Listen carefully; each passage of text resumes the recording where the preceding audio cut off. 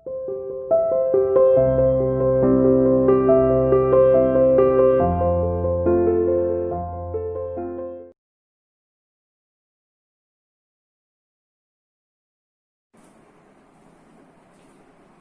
Students, welcome to CR international online classes. बेटा, कल हमने कक्षा 9 में हिंदी विषय में प्रत्यय पढ़े थे और प्रत्यय का एक भेद पढ़ा था हमने, कृत प्रत्यय। और आज हम पढ़ेंगे तद्धित प्रत्यय। आज कौन सा पढ़ेंगे? दूसरा भेद। ठीक है, दूसरा क्या होगा उसका? हमने परिभाषा पढ़ ली थी। जो शब्दांश धातु रूप या शब्दों के अंत में लगकर नए शब्दों का निर्माण करते हैं उन्हें प्रत्यय कहते हैं। जैसे सफल के पीछे हमने ता प्रत्यय लगा दिया तो नया शब्द बन गया सफलता। अब ऐसे ही हम तद्धित प्रत्यय पढ़ेंगे।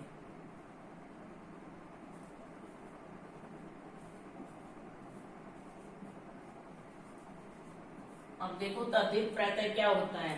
कृत प्रत्यय तो क्या होता था? जो धातु के साथ लगकर या किसी शब्द के साथ या धातु के साथ लगकर संज्ञा या विशेषण शब्द बनाता था।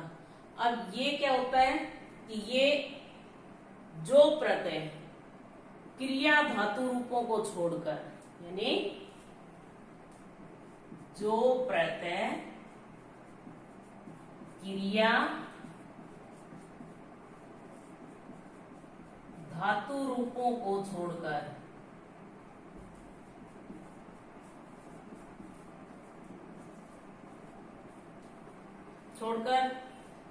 अन्य शब्द कौन?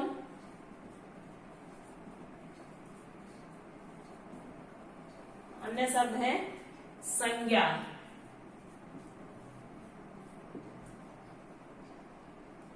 विशेषण,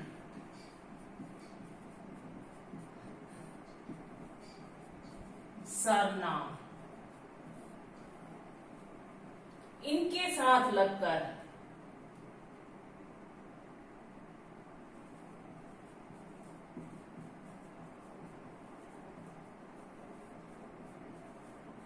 नए शब्द का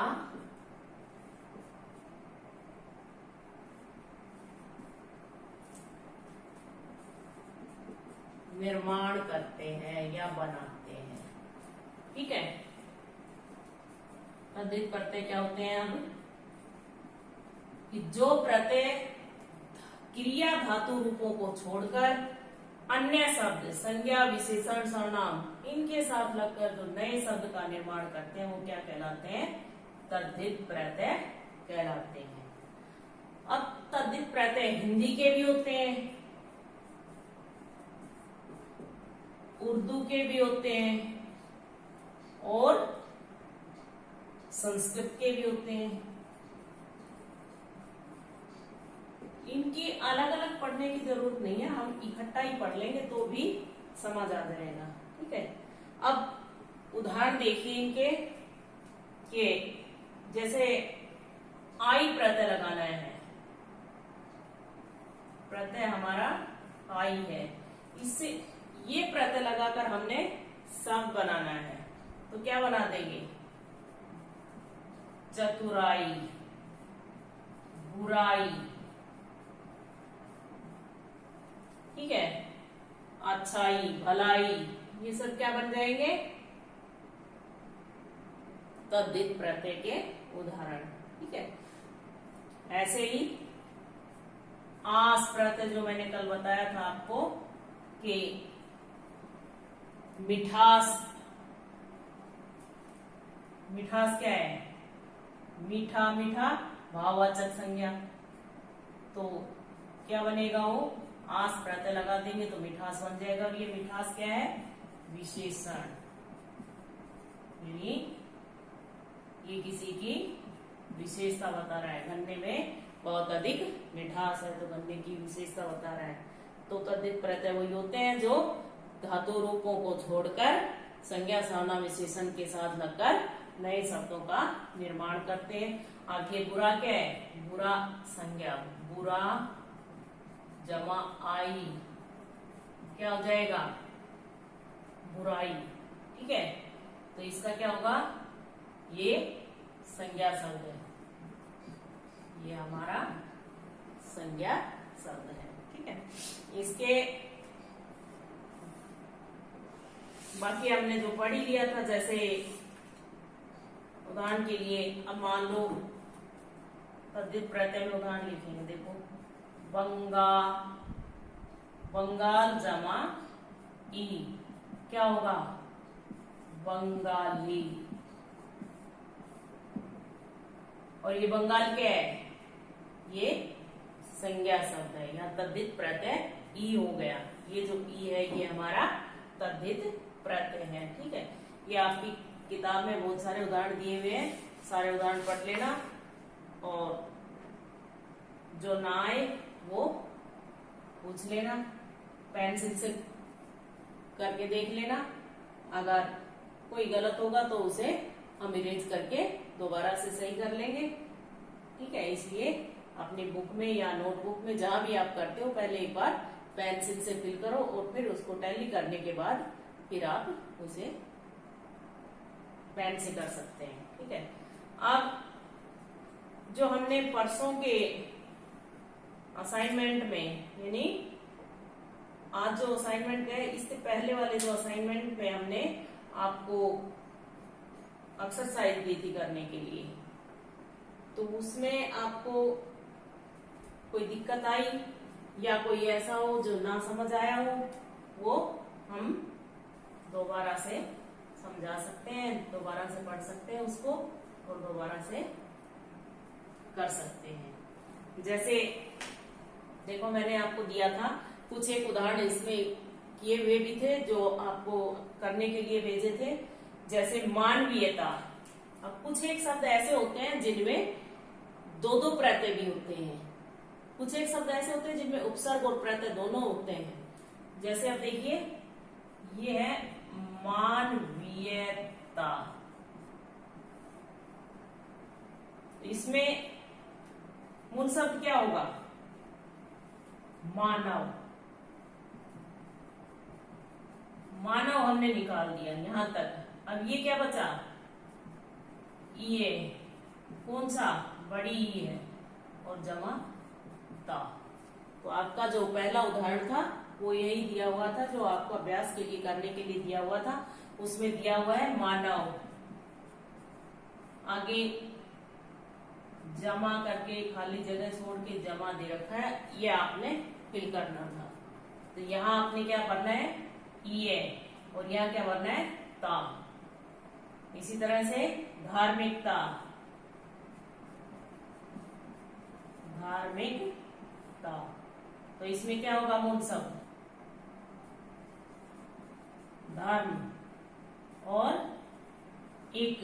अब ई छोटी आएगी, क्यों, क्योंकि यहाँ मैं पे छोटी ई की मात्रा लगी हुई है, इसलिए यहाँ ई छोटी लगाएंगे, और ता।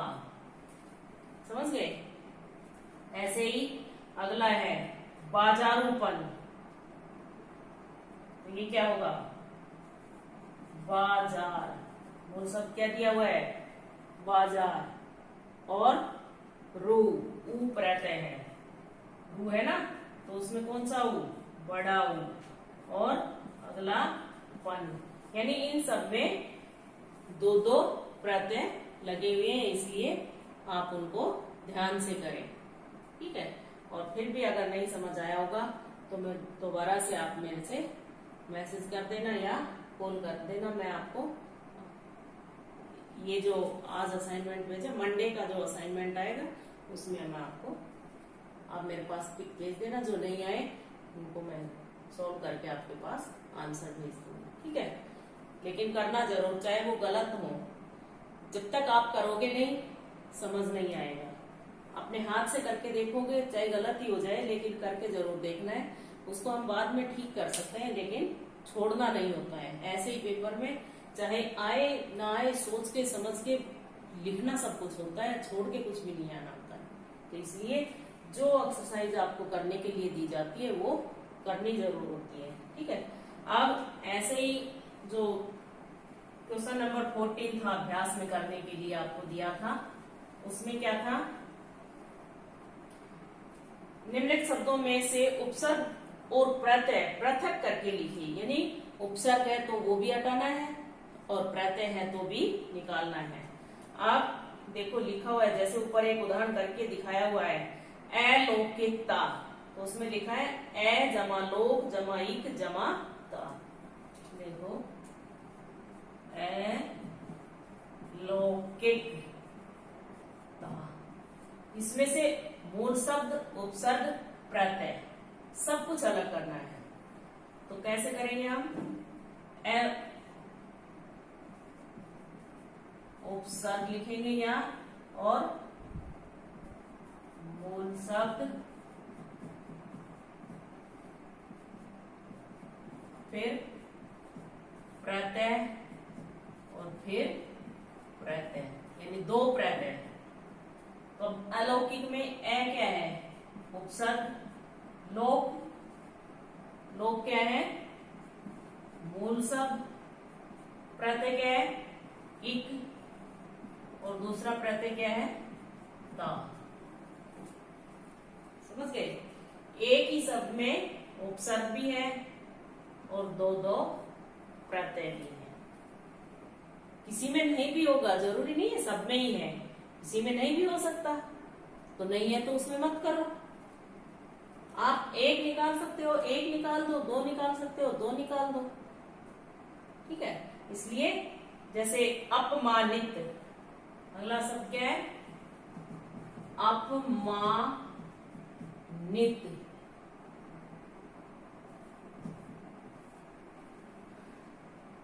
तो इसमें क्या होगा, उपसर्ग क्या आ जाएगा अप, मूल शब्द, मान और प्रत्यय इत, तो एक ही प्रत्यय रहा ना इसमें, ठीक है। ऐसे ही अनिर्वचनीयता, इसमें डबल हो जाएगा, क्यों, ए उपसर्ग हो जाएगा और निर्वचन मूल शब्द हो जाएगा, अन्य प्रत्यय होगा और ता प्रत्यय हो जाएगा। इसलिए ये तो किसी में दो भी प्रत्यय है, किसी में एक भी प्रत्यय है। तो आपके अभ्यास के लिए जितना अधिक अभ्यास करोगे उतना ही अधिक सीख पाओगे, ठीक है। तो ये प्रत्यय का हमारा टॉपिक खत्म हो गया है। अगला टॉपिक हमारा होगा समास का,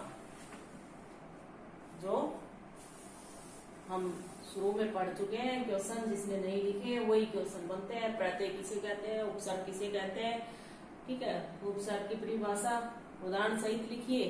प्रत्यय किसे कहते हैं, प्रत्यय की परिभाषा उदाहरण सहित लिखिए। प्रत्यय कितने प्रकार के होते हैं, प्रत्यय दो प्रकार के होते हैं, कृत प्रत्यय और तद्धित प्रत्यय।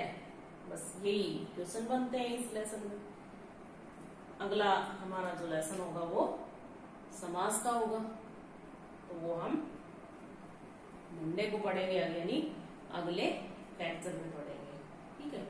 तो ये आज का हमारा थोड़ा सा ही काम है, क्योंकि आधा एक ही टॉपिक बचा हुआ था, इसलिए ये इतना ही करेंगे।